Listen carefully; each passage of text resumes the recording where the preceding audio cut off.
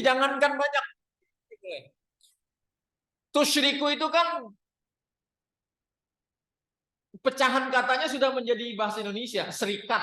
Serikat itu kan artinya banyak. Amerika Serikat. Persyarikatan bangsa-bangsa.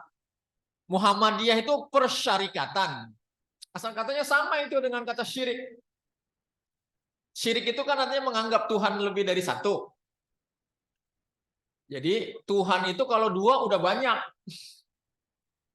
Jangankan 10. Lebih dari satu. Nih 1,5 udah kebanyakan kalau Tuhan. Makanya dalam bahasa kita, orang yang maunya banyak baik, kita sebut serakah. Syarokah. Maunya banyak baik. Termasuk nanti kalau di hadis itu ada disebutnya syirik khafi, ya, syirik tersembunyi. Syirik tapi nggak kelihatan. Di antaranya apa tuh? Riya. Jadi kalau beramal, kalau sholat, sedekah, berbuat, haji, kurban, itu kan harusnya untuk Allah. Tapi kalau ada berkurban, ada haji, ada sedekah, ada sholat, pengen dilihat orang, pengen dipuji orang, itu jadi riya. Riya itu syirik. Karena hakikatnya yang dia sembah bukan Tuhan.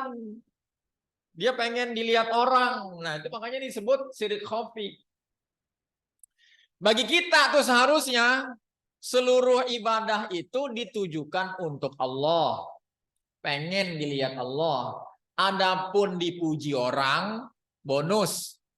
Adapun dilihat orang, di alam orang, itu mah bonus. Kalau kita sudah sedekah, kita sudah sholat, kita sudah kurban, kita sudah haji, untuk Allah, setelah itu orang mencela kita, membuli kita, itu mah terserah. Nggak ada urusan. Kalau dipuji, itu mah bonus. Begitu. Jangan sampai ada di antara kita mengharapkan bonusnya, mengabaikan pokoknya. Kayak misalkan begini, bawa duit 50 juta ke dealer untuk beli motor. Oleh dealer kita dikasih bonus, jaket sama helm seharga 250.000. Nah karena dia bonus, sekali waktu kita datang ke dealer bawa duit 50 juta, kata orang dealer, mohon maaf Pak, saat-saat ini bonusnya lagi habis. Jadi Bapak ini nggak dapat helm sama jaket. Itu karena pokoknya motor. Kadang kita kan bisa terima. Ya nggak apa-apa ya Bang, saya mah perlunya motornya ini. Mau pakai buru-buru. Bonus mah nggak juga nggak apa-apa. Gitu kan? Karena bonus. Jangan sampai begini Pak. Bawa duit 50 juta ke dealer. Mau beli motor. Kata petugasnya begini, mohon maaf Pak. Motor yang Bapak maksud udah habis. Orang ada di sini.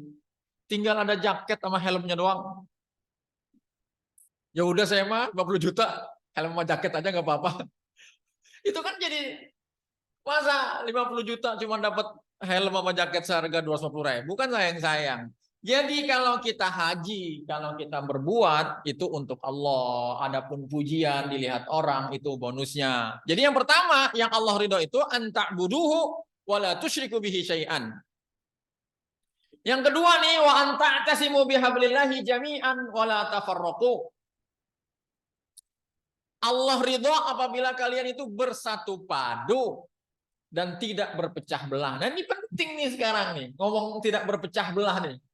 Ini mungkin kenceng nih, udah pecah 3 sekarang nih kita nih, menjelang pemilu nih.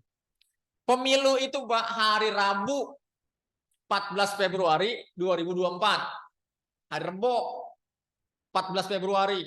Jadi 14 Februari itu adalah hari kasih suara. Itu dibikin hari Rabu, itu hari Rabu, hari yang diliburkan. Kenapa hari Rabu? Ya supaya dia nggak kemana-mana. Kan Selasanya kerja, Kemisnya kerja, Rebo tetap di rumah. Kalau umpama dibikin hari Senin, Senin diliburkan, itu orang kaya bukan ikut pemilu Pak, dia weekend. Jumat, Sabtu, Minggu, Senin sekalian.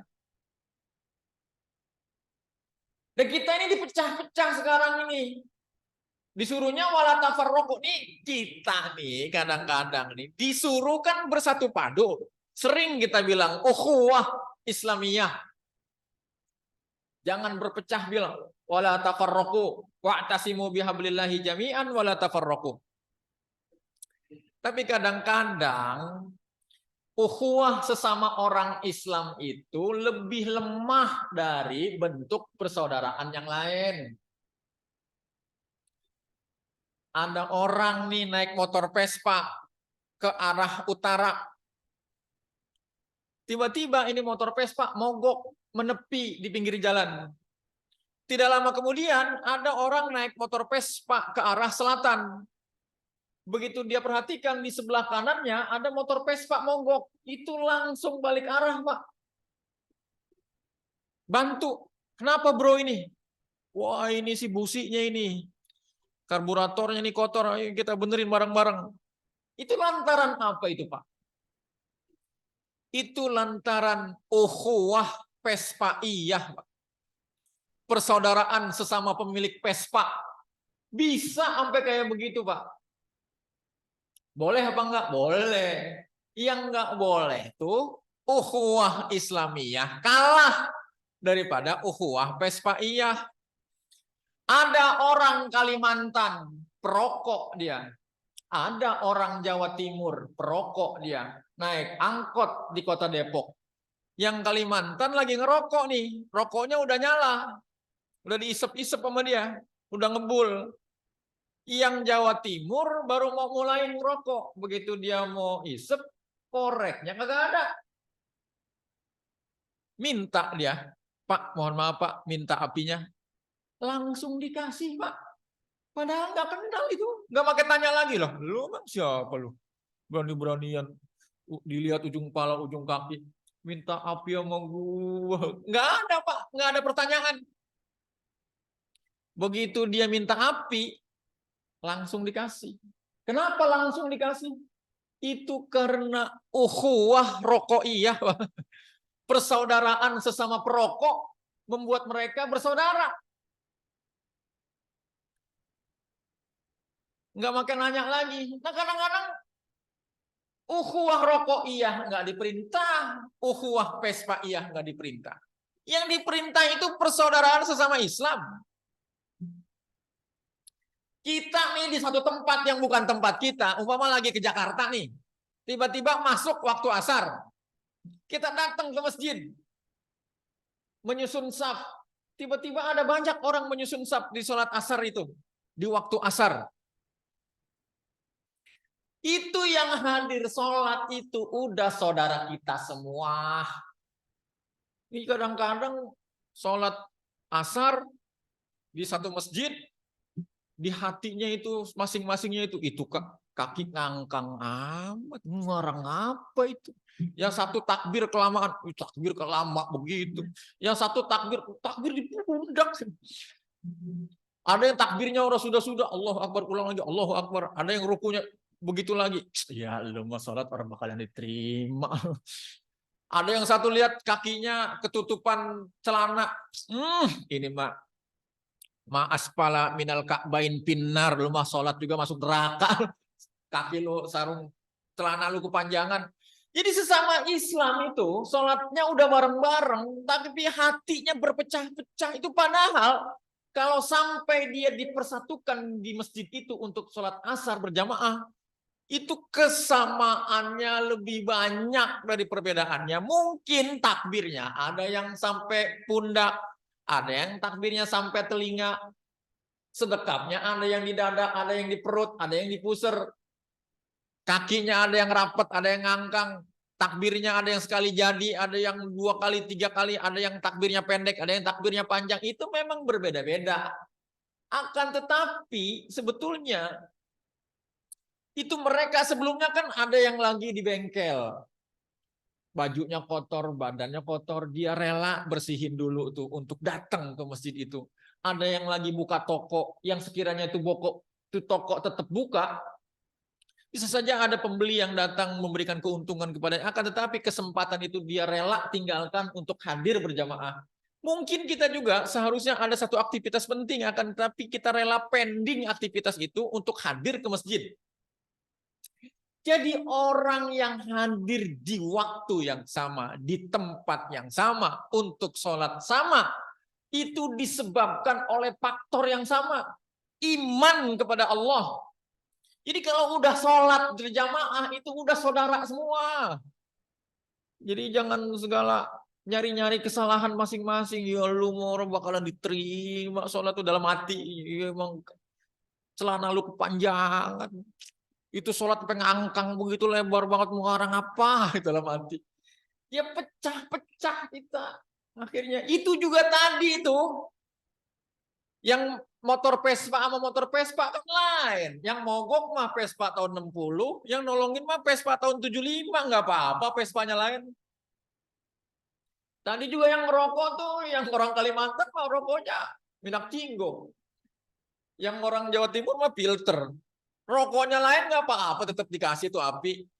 Jadi kalau kita sholat berbeda-beda caranya, ya itu lihat sisi samanya dulu. Adapun perbedaannya nanti kita diskusikan. Begitu. Jadi jangan dari mula udah pasang badan duluan, udah neraka lu, bid'ah lu. Jadi pecah kita kalau gitu. Jadi yang ketiga itu, yang kedua itu, yang ketiga, nah ini yang berkaitan dengan apa yang kita bahas. Wa antana sahu man wallahullahu amrakum. Dan engkau saling menasehati kepada orang yang sedang diamanahi kepemimpinan untuk mengurusi urusan kalian. Jadi menasehati pemimpin itu dibahas panjang lebar oleh Buya berkaitan dengan 200 ayat 206 dari surah Al-Baqarah. Kemudian ini karena tiganya sudah disebutkan, tiganya lagi sebutkan ya. Wa yakrahu qila waqal. Tadi kan tiga yang Allah ridho, tiga yang Allah benci. Tiga yang Allah benci itu yang pertama adalah qila waqal. Yang kedua wa kasratas su'al. Yang ketiga itu idaatul mal wa idaatul mal. Jadi yang Allah benci itu satu adalah qila waqal. Omongan yang kagak jelas. Gosip, gibah, omongan yang nggak berdasar. Kalau menurut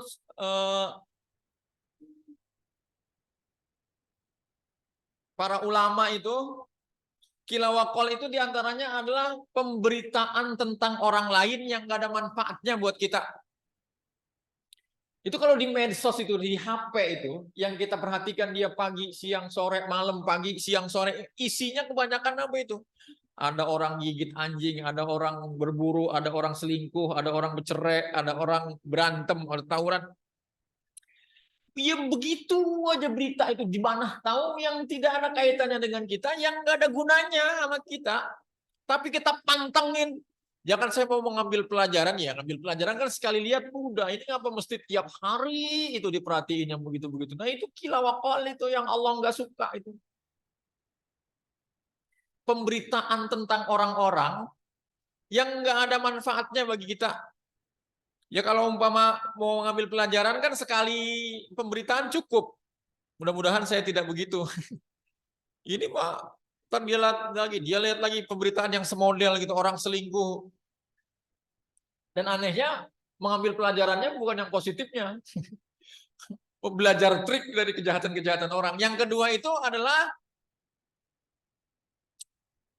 kasrotas soal, banyak nanya. Jadi di agama kita itu nanya diperintah, tapi nanya juga dilarang. Kayak begini, ada perintah perang, ada perintah damai. Ada perintah berkata, ada perintah diem. Kul huwallah, itu kan perintah berkata. Kan tapi fal yaqul khairan aw liyasmut, perintah diem. Perintah perang ada, perintah diem, perintah damai ada. Yang keliru itu pada saat seharusnya perang dia damai, pada saat seharusnya damai dia perang. Pada saat seharusnya dia berkata dia diam, pada seharusnya dia diam dia berkata. Nanya itu ada di perintah pasal ahla dzikri in kuntum la ta'lamun. Kan gitu kan? Bertanyalah kepada orang pinter apabila kamu nggak tahu. Ada perintah tanya. Akan tapi juga ada larangan. Wala tas'alu an asya in tubdalakum tasukum. Jangan kamu bertanya tentang sesuatu yang apabila dijelaskan bikin kamu susah. Nanya itu sesuai kapasitas diantaranya. Jangan kayak orang Yahudi, orang Bani Israel tuh disuruh menyembelih sapi banyak nanya. Yang warnanya apa? Gara-gara nanya ada ketentuan soal warna. Yang dipakai ngebajak apa enggak? Gara-gara nanya ada ketentuan soal itu. Jadi ribet sendiri. Kalau memang bukan kapasitas kita, kerjain baik untuk makin nanya-nanya. Kayak misalkan gini, kita datang ke dokter, dikasih obat 3 macam.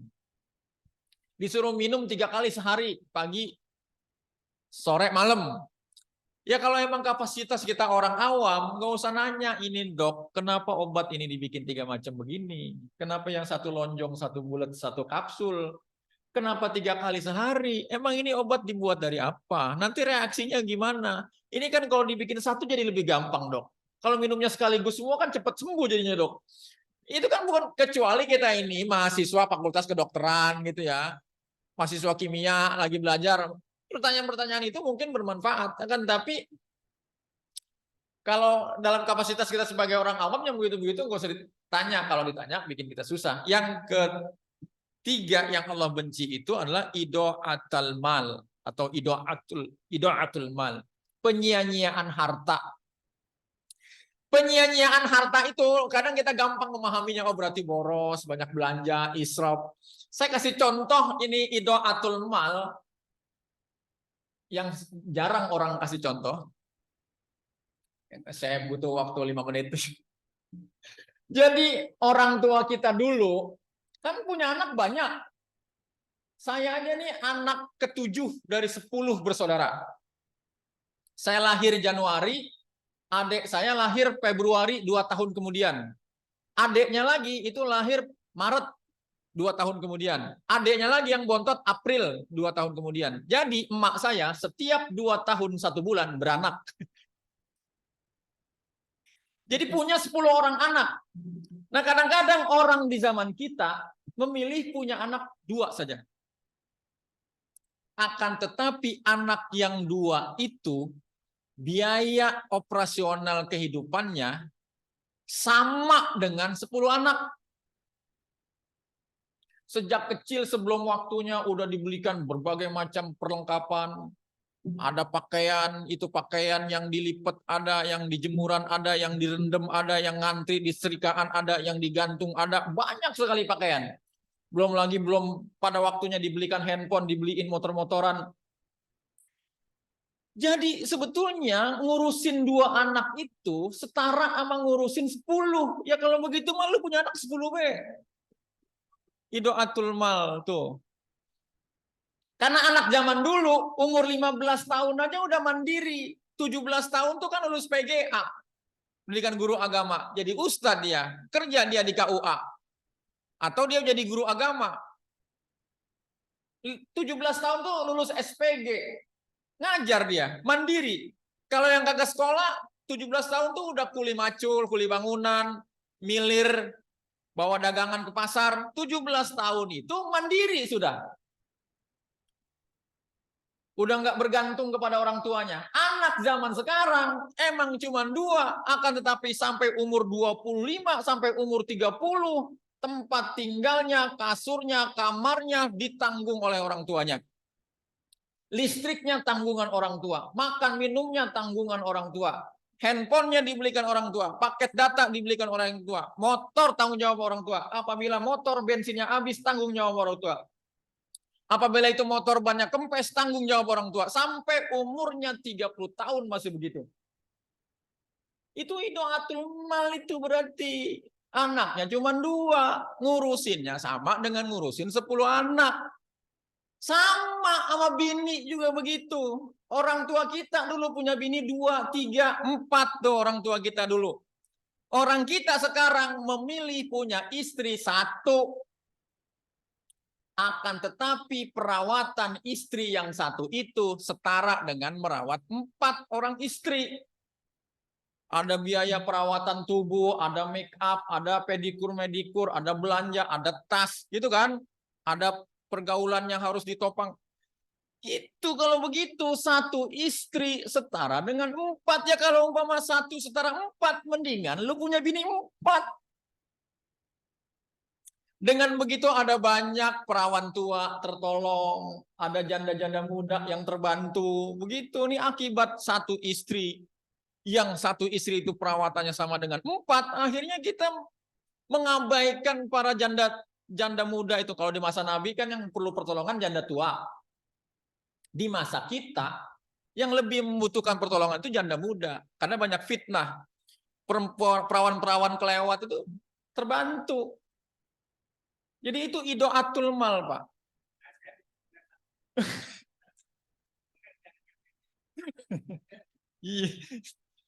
Begitu, Pak. Ini satu ayat belum ini.